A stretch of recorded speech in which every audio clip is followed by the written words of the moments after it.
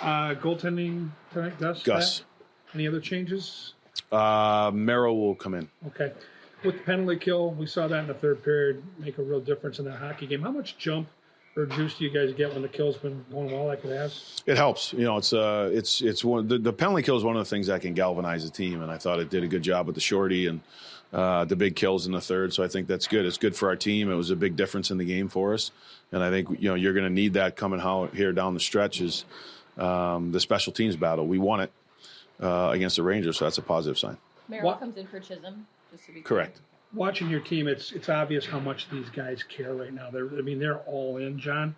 When you see plays like the Brazeau play in New Jersey and then the Chisholm play at MSG, do you have to remind these guys at this time of the season, take a deep breath and just keep it simple because you got the horses here?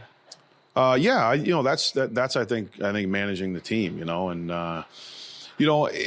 and I would say this with Chizzy, Chisholm's not coming out because he turned the puck over. Right.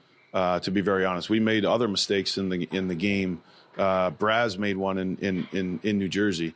I think that when you're looking at roles and pairs and different things like that, Chisholm's been a big reason why we are where we are. We've had massive injuries at D all year long. This kid's come in and played great hockey for us. I just think when you look at the roles, it seems at this point right now, he's a good pairing defenseman when he plays with Spurgeon. He plays different minutes. Johnny and Bogo are a very good pair. Right now, where we're at in the season, it's strictly role-based, pairing-based. Sure. If there happened to be an injury in the top four, then that's Chizzy's spot, right? Like he seems like he plays better when he plays more and plays with certain people. He clearly understands that. But I would make clear that it's not because he made a mistake in the game. Right. It's you analyze it and you come back and say, okay, what's the best for our team? Who's playing in what roles? And that's where it's at. He knows that. I know that. And, we're going to need him. He's a big part of our team. And but they're all lineup decisions based on roles, responsibility, and pairs. That's where it's at. John, on that point, and I wasn't going to ask you this for a week and a half, but the point you just made is something I wanted to ask you about Boehm when he comes, is for that very reason in the playoffs. I mean, do you see it being hard to play him right away because of the role that Johnny Merrill and Zach Bogosian have for themselves? I don't know. I think we'll cross that bridge when we come to it. It's something that obviously could loom in the future in a positive way. Obviously, if Zeeb comes and he's a really good player, and we'd be excited to have him.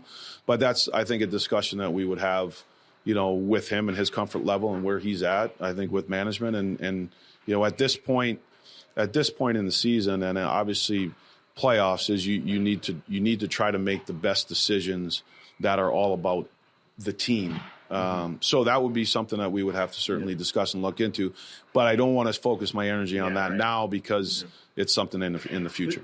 I will say, like people just assume because Faber was able to do it that anybody could do it. I mean, Faber was more of a lockdown. You saw him in that last game too, as on the other bench. I mean, Faber was more of a lockdown defenseman, where this kid's probably more offensive. I mean, just because Faber did it doesn't mean that Boehm can, right? Right. I think everyone's path is different. I think some guys can do that right away. Some guys aren't. I don't think it has any reflection on the player or his future or the value to the team or the organization. I think it's trying to make the best decision, that you think. And every guy's different and every path is different when a player does sign and come to the organization. When you catch a team like the Islanders that are clearly going through a really tough time right now, you have to remind your guys that they're going to be hungry, they're going to be angry, and maybe that first 10 minutes you can set the tone and put them in a bad spot? Yeah, I think at this point in the season for us, we knew coming into this trip all these teams were fighting for spots and fighting for playoff spots and things of that nature. And I think we've seen that in the first two games. But to us, it's more about our hunt and our push to continue to win games and get points. And, we've got a great opportunity here tonight to get 4 out of 6 points in this road trip. And we want to finish strong. And that's going to come with a strong, focused effort and building our game that gives us a good chance to win, and also making sure that, we're ready for the full 60 at the drop of the puck. With that, John, you've stressed even keel all year. Don't get too high, don't get too low. You know what's going on elsewhere in the league. You know what the standings looks like. Do you have to almost talk the guys down a little bit when the games are this important at the end of the year?